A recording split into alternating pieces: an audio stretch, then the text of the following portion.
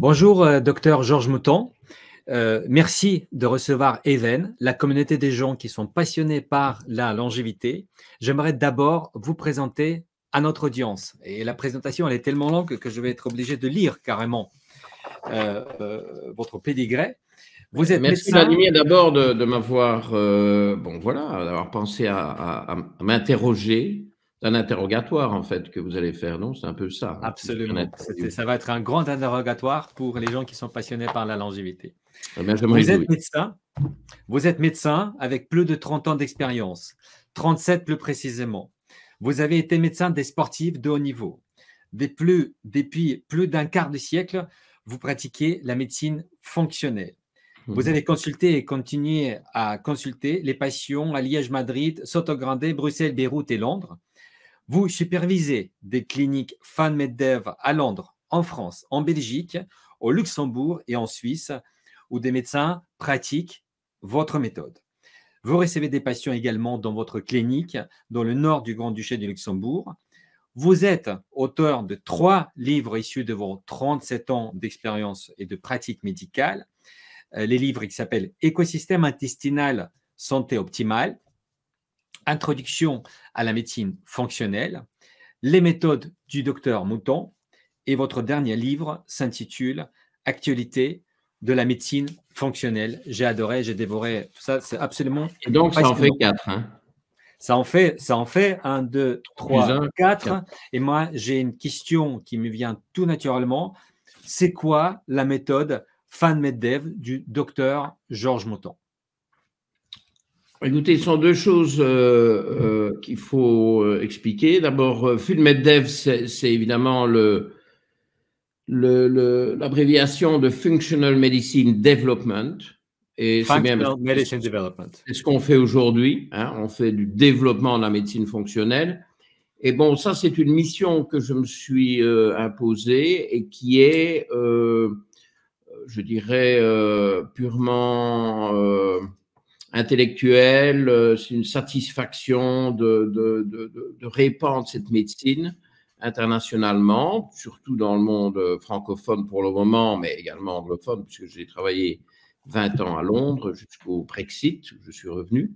Et donc, c'est une mission dans laquelle ce que nous faisons aujourd'hui s'inscrit bien. Bon. Alors, ça n'a rien à voir avec ma méthode. Ma méthode, en 2 mots, c'est une médecine fonctionnelle un peu différente de ce que vous voyez en général. C'est une méthode très personnelle parce que je trouve qu'il y a un gros problème avec, je dirais, l'approche plus globale de mes collègues en médecine fonctionnelle, c'est qu'ils conservent le paradigme de la médecine classique. C'est-à-dire qu'ils appliquent les mêmes principes qu'on utilise en médecine classique à une approche plus naturelle et plus holistique. Mais c'est le même paradigme. Moi, j'utilise un paradigme différent. Quel est justement le paradigme différent dont vous parlez? Expliquez-moi un peu plus en détail. Si vous voulez, moi, j'essaie d'aller plus au fondamental, d'aller plus à la cause, de regarder plus les dysfonctionnements de l'individu ou comment on peut améliorer son fonctionnement. Et donc, j'ai une méthode qui est beaucoup plus analytique. En quoi ça s'exprime? Vous donner un exemple. Imaginons la perte de cheveux. En médecine fonctionnelle, que moi je trouve vieux jeu et dépassé, on va vous dire, pour les cheveux, il y a ce mélange de nutriments qui est très bon, où il y a 4, 5, 6, 7 composants dont on sait qu'ils sont tous intéressants pour la santé du cheveu. Eh bien, moi, je ne fais pas ça, jamais.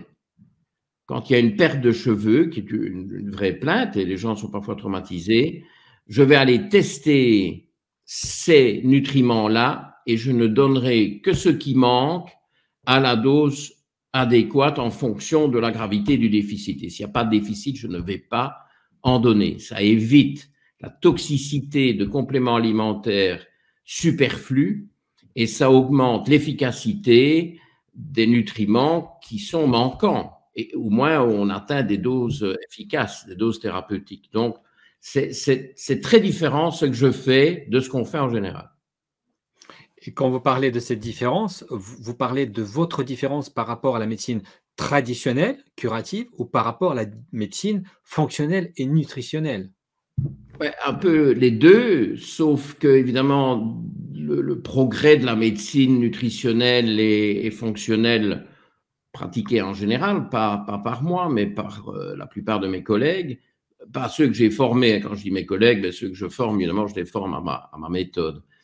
Mais c'est ça l'avantage par rapport à la médecine traditionnelle, déjà d'aller beaucoup plus vers la cause, ça oui, mais ça a le désavantage de garder la même structure intellectuelle, c'est-à-dire de vouloir soigner un organe, une fonction, une plainte, voire un symptôme. Alors on reste malheureusement dans le symptomatique, hein, et les gens ne comprennent pas ça. J'espère que votre message fera un peu avancer le schmilblick, comme disait Coluche, pour qu'enfin on commence à se dire qu'on ne doit pas soigner un symptôme, on doit soigner la personne. Et c'est très différent. Qu'est-ce que ça veut dire soigner la personne? Eh bien, on doit comprendre ce qui, chez cette personne, ne fonctionne pas bien, et il n'y a que ça qu'on doit régler. Et donc, pour revenir à l'exemple des pertes de cheveux, il y a plein de causes possibles à une perte de cheveux. Ça peut aller d'une hypothyroïdie, d'une thyroïde qui fonctionne insuffisamment, à une hyperthyroïdie, une thyroïde qui fonctionne en trop. Vous voyez que ça commence déjà à se compliquer. Et puis alors, ça peut être un déficit en fer, ça peut être un déficit en zinc, il peut y avoir des manques de vitamine B. On parle beaucoup de choses comme la vitamine B5, B8. Ça peut être un manque de silicium. Il y a plein de cofacteurs pour la santé des cheveux. Il y a des facteurs hormonaux. Qu'est-ce que vous voulez dire aux gens sans faire une enquête, sans faire certains tests pour vraiment résoudre un problème de perte de cheveux? Bon, on parle ici de problèmes sérieux, hein, je ne parle pas éventuellement, à l'automne, il y a toujours un peu des plaintes de perte de cheveux.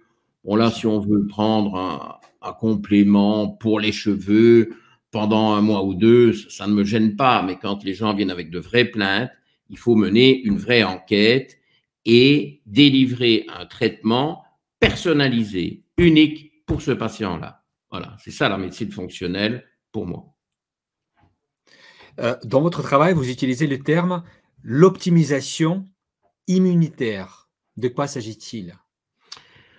C'est vrai que l'immunité, c'est très important, hein, et que le concept auquel on fait souvent référence, c'est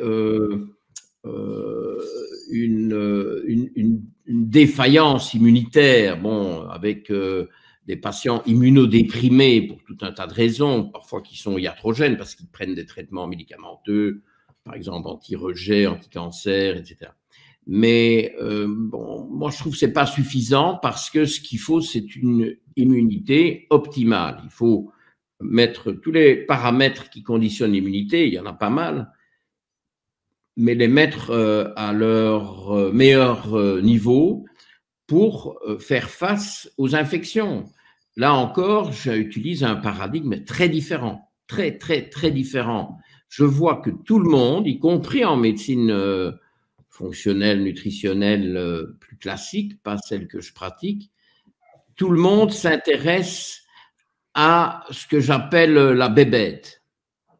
Ça veut dire? Ben voilà, on vient de traverser une pandémie. Bon, peut-être mieux ne pas parler de ça parce que c'est tellement controversé, mais bon, on peut parler de la grippe qui arrive et qui, elle, bon, n'est pas nouvelle et moins controversée. Tout le monde s'intéresse au virus de la grippe. Mais les gens ne s'intéressent pas aux patients, alors qu'on sait très bien que d'un patient à l'autre, la gravité d'une grippe va varier énormément. Et moi, ce qui m'intéresse, c'est que le patient soit fort. Je m'en fous, moi, du virus de la grippe. Hein. Si le patient est fort, ça va très bien se passer. Bon, moi, j'ai fait des vaccins contre la grippe il y a très longtemps, à une époque où je pouvais éventuellement attraper la grippe. Ben, depuis 25 ans que je n'en fais plus, je ne l'ai plus attrapé. Mais j'optimise mon immunité. J'ai une bonne immunité, je fais un certain nombre de choses.